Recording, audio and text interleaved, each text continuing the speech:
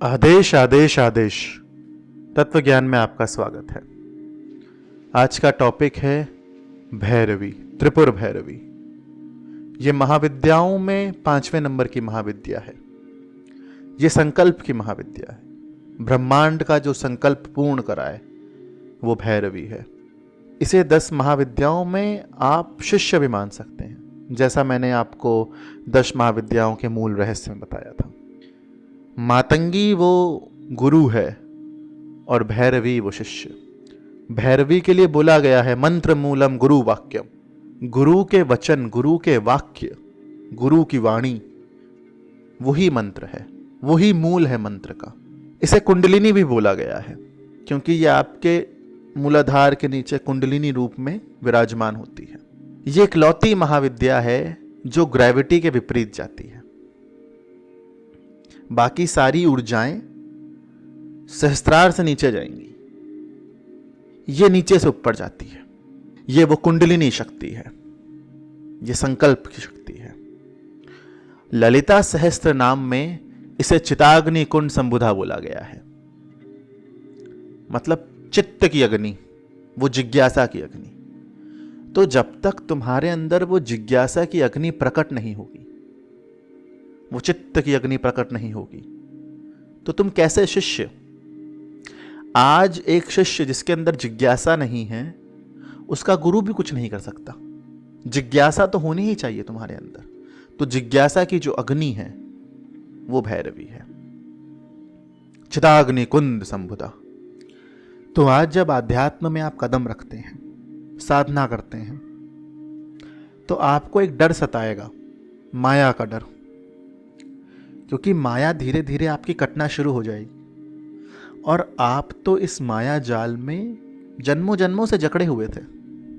और जब ये कटना शुरू होगी तो आपको ये डर सताएगा, अरे कि मेरा जीवन कैसे चलेगा, मेरा पालन पोषण कैसे होगा।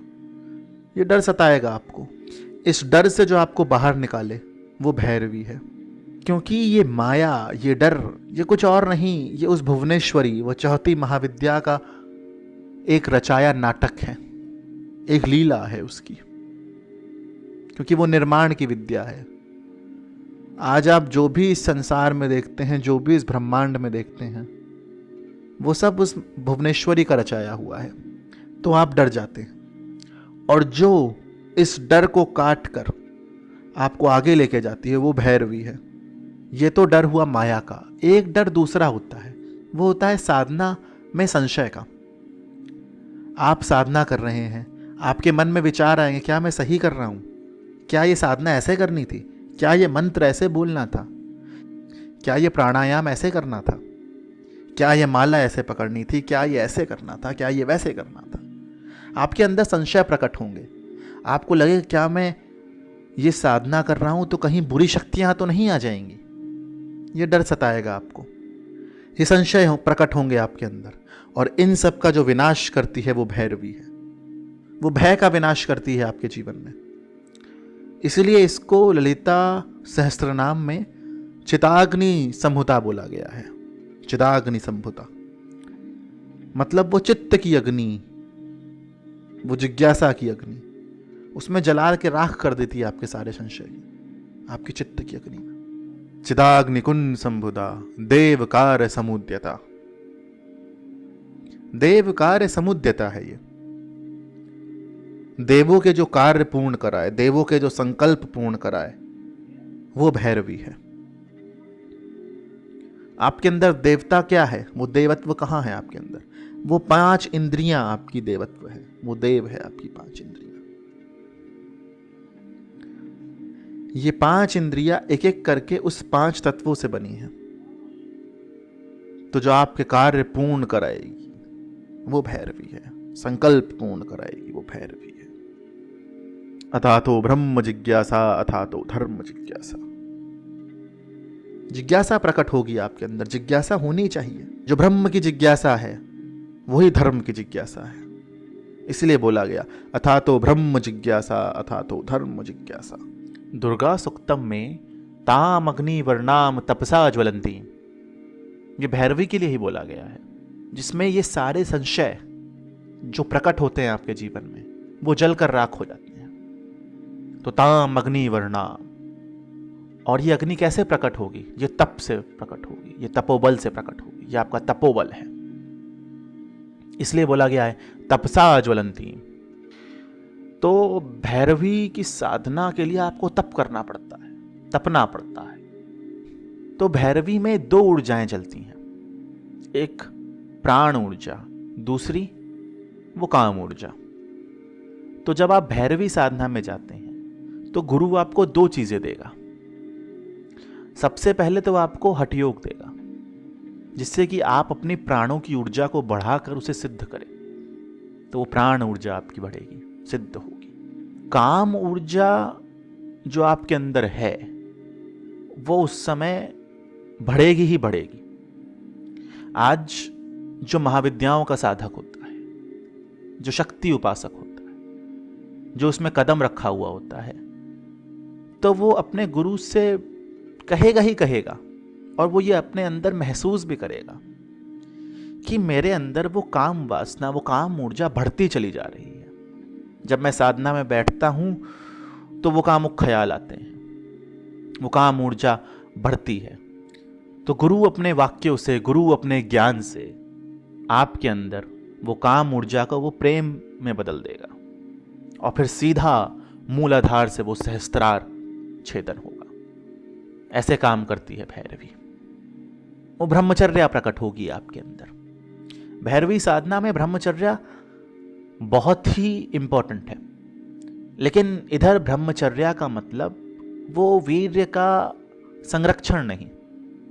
इधर ब्रह्मचर्या का मतलब है, और असलियत में ब्रह्मचर्या का मतलब क्या होता है? वो ब्रह्म का आचरण, वो ब्रह्म का आचरण। जो आप अगर सदैव उस ब्रह्म के आचरण में रहते हैं तो आप ब्रह्मचारी हैं, तो आप ब्रह्मचर्या में हैं। ये बाह्य ब्रह्मचर्या क्या होती है, इसको शक्ति उपासक कुछ समझता ही नहीं। आज भैरवी साधना, भैरवी मार्ग पूरा वाम मार्ग है, पूरा वामाचार है, पूरा कौलाचार है। पंचमकार आते हैं इसमें। तो आप दो तरीके से पंचमकार करते हैं। गुरु आपको दो तरीकों से पंचमकार कराएगा इसमें। पहला वो बाह्य रूप से, दूसरा जब आपके अंदर वो ज्ञान प्रकट हो जाएगा तो आप आंतरिक रूप से पंचमकार करेंगे। वो पंचमकार क्या है? 5M, 5 म। कौन से 5 म? मदिरा, मत्स्य, मांस, मुद्रा, मैथुन। आज वाम मार्ग को, वामाचार को, कौलाचार को निंदनीय बना दिया है। निंदा की नजर से देखते हैं, गलत नजर से देखते हैं। आजकल के बाबाओं ने ऐसी अफवाह उड़ा दी है, ऐसी बातें बना दी हैं कि वाम मार्ग की निंदा होती है। वाम मार्ग पूर्ण ज्ञान मार्ग है, पूर्णतः ज्ञान मार्ग है। वो ब्रह्म का मार्ग है। ब्रह्म को आप वाम मार्ग से ही जान सकते हैं, वो चाहे बाह्य हो चाहे वो आंतरिक हो। एक वाम मार्गी क्या कहता है? एक वाम मार्गी आपसे यही कहेगा, आज इस धरती पे जो कुछ है वो बनाया उस भगवती का है, बनाया उस शिव का है, बनाया उस ब्रह्म का है। आज सब में ब्रह्म निवास करते हैं, आज सब में भगवती है, आज सब में शिव है, आज सब में ईश्वर है। तो कोई भी चीज सही या गलत कैसे हो सकती है? कुछ अच्छा बुरा कैसे हो सकता है? जो इस भगवती ने बनाया है वही मैं भगवती को भेंट करता हूं। वाम मार्गी को आप ऐसे भी समझिए। अभी तो आपने जब दक्षिणाचार हो गया, जिसमें आपने फूल पुष्प हो गए, आपकी जो वेदों के अनुसार पवित्र चीजें हैं, आपने उससे अभिषेकम करा, आपने वो भोग लगाया देवी देवताओं को, आपने वही पवित्र चीजें ग्रहण करी। तो आप आध्यात्म की जर्नी में, आध्यात्म के मार्ग पर आगे बढ़े। वाम मार्गी क्या कहता है? अब शिव क्या कहते हैं आपसे? कहते हैं कि अभी तक तो तुमने सब कुछ अच्छा अच्छा, सब कुछ पवित्र पवित्र, तुम्हारे अनुसार जो पवित्र है, तुमने उसके थ्रू तुमने आध्यात्म को पाया, तुमने अपने इष्ट को पाया, मगर क्या तुम जो समाज की ठुकराई हुई, समाज के द्वारा गलत बताई गई चीजें, वो द्रव्य, वो पदार्थ के साथ भी क्या तुम ईश्वर को पा सकते हो? क्या तुम उस ब्रह्म को पा सकते हो? आज तभी तो एक सर्कल पूर्ण होगा। अगर तुम सिर्फ अच्छी अच्छी जगह पे रह के ही अपने आप को खुश महसूस कर सकते हो, तो इस संसार में क्या पाया तुमने? आध्यात्म में तुम कैसे पढ़े? आज जो एक साधक है उसको कहीं भी बैठा दो, आज उसको चाहे 5 स्टार के बेड पे बैठाओ, चाहे उस पत्थर के ऊपर बैठा दो, वो उतना ही कंफर्ट में रहेगा, वो उतना ही कंफर्टेबल रहेगा। यही साधना है, यही सीखना है, यही आचरण सीखना है। तो ये है वाम मार्ग, और बहुत गहरा है, कभी बताऊंगा मैं वाम मार्ग और कौलाचार के बारे में। लेकिन आजकल खास करके वैष्णवों ने, नकली वैष्णवों ने, असली वैष्णव तो वाम मार्ग को जुटला ही नहीं सकता। जब कृष्ण ने नहीं जुटलाया तो वैष्णव कोई कैसे जुटला सकता है वाम मार्ग को? तो असली जो वैष्णव होगा वो वाम मार्ग को कभी झुटलाएगा नहीं। आदि शंकराचार्य ने अपनाया वाम मार्ग, आदि शंकराचार्य ने वाम मार्ग को सही बताया, मत्स्येंद्र नाथ ने सही बताया, गोरखनाथ ने सही बताया। पूरा नाथ संप्रदाय वाम मार्ग है। भगवती की साधना वाम मार्ग से ही होती है। अपने शास्त्रों में आया है, गुरु सेवा से बड़ी कोई सेवा नहीं और कौल दीक्षा से बड़ी कोई दीक्षा नहीं। यह शिव ने कुलानर्व तंत्र में बोला है। कौल दीक्षा क्या होती है? भगवती की दीक्षा, भगवती की साधना में दीक्षा। और दीक्षा कैसे? वाम मार्ग की दीक्षा, कौल मार्ग की दीक्षा। शिव खुद कह रहे हैं ये बात। लेकिन आप क्या करते हैं? आप कभी शास्त्र नहीं पढ़ते। पढ़िए आगम, पढ़िए निगम तंत्र। तो भैरवी की साधना पूर्णतः वाम मार्गी है। तो जब आप भैरवी साधना में आगे जाते हैं तो जितने भी राक्षस, जितने भी दानव आपका मन क्रिएट करता है, चाहे वो काम, क्रोध, द्वेष, अष्टपाश जो भी हो, उसका मर्दन करती है, वो भैरवी है। यही महिषासुर मर्दनी है। और आपके महिषासुर क्या हुए? वही राक्षस, वही दानव जो आपका मन आपके अंदर क्रिएट कर रहा है, उसी का जो मर्दन करती है वो भैरवी है। रक्त बीज वधे देवी चंड मुंड विनाशिनी। यही चंड मुंड है आपके अंदर। इन्हीं का जो विनाश करती है वो भैरवी है। आजकल तो ब्रह्मचर्या का नया सा ट्रेंड चला है, अच्छी बात है, लेकिन आप समझे ही नहीं ना ब्रह्मचर्या को। अरे आपके अंदर ही पुरुष है, आपके अंदर ही नारी है, आपके अंदर ही वो पुरुष है, आपके अंदर ही वो प्रकृति है। आप ही अर्धनारीश्वर हैं। पुरुष क्या होता है? इधर तत्व की बात हो रही है। लिंग से क्या लेना देना? आत्मा का लिंग से क्या लेना देना? ये तो देह का रूप है। एको ब्रह्म द्वितीय नास्ति। ब्रह्म तो वो एक ही है, उससे बहुत कुछ निकला है। आज पुरुष तत्व क्या होता है? वो ज्ञान, वो बुद्धि, वो तर्क, वो पुरुष है, वो पुरुष तत्व है।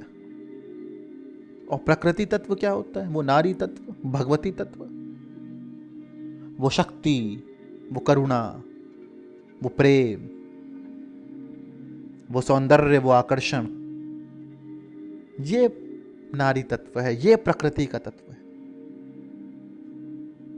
तो ये दोनों आपके अंदर ही हैं। तभी तो आप अर्धनारीश्वर हैं। जब ये समझ जाएंगे आप, तभी तो आप जीव से शिव बनेंगे, वो अर्धनारीश्वर बनेंगे, पूर्णतः अर्धनारीश्वर। ऋषि दुर्वासा से एक दिन सवाल पूछा गया इस ब्रह्मांड में सबसे बड़ा ब्रह्मचारी कौन है? ऋषि दुर्वासा ने जवाब दिया, कृष्ण। कृष्ण से बड़ा ब्रह्मचारी कोई नहीं। क्यों? क्यों कृष्ण से बड़ा कोई ब्रह्मचारी नहीं? अगर आज आप गौर से सोचिए, जिस तरीके से आप ब्रह्मचारी समझते हैं, ब्रह्मचर्य समझते हैं, वीर्य का संरक्षण, आज बहुत सारी रानियां थी कृष्ण की, बहुत सारी लीलाएं करी, जिन सबका एक अलग ही महत्व है। हम लोग तो एक अलग ही डायरेक्शन में गाड़ी भगा रहे हैं अपनी, लेकिन जैसी आपकी सोच है वैसे ही समझा रहा हूं मैं। आज कृष्ण ने इतनी लीलाएं करी, इतनी गोपियों के साथ वो घूमे, तो वो ब्रह्मचारी कैसे हुए? क्यों ऋषि दुर्वासा ने उनको सबसे बड़ा ब्रह्मचारी बोला? क्योंकि वो सदैव उस ब्रह्म के आचरण में थे, इसलिए वो सबसे बड़े ब्रह्मचारी हुए। तो आज मैंने त्रिपुर भैरवी की भूमिका बनाई है। आगे इसमें बहुत गहराई में जाएंगे हम लोग, क्योंकि ये बहुत गहरा विषय है। लेकिन आज के लिए इतना ही। जय माई की। ओम काली। आदेश आदेश आदेश।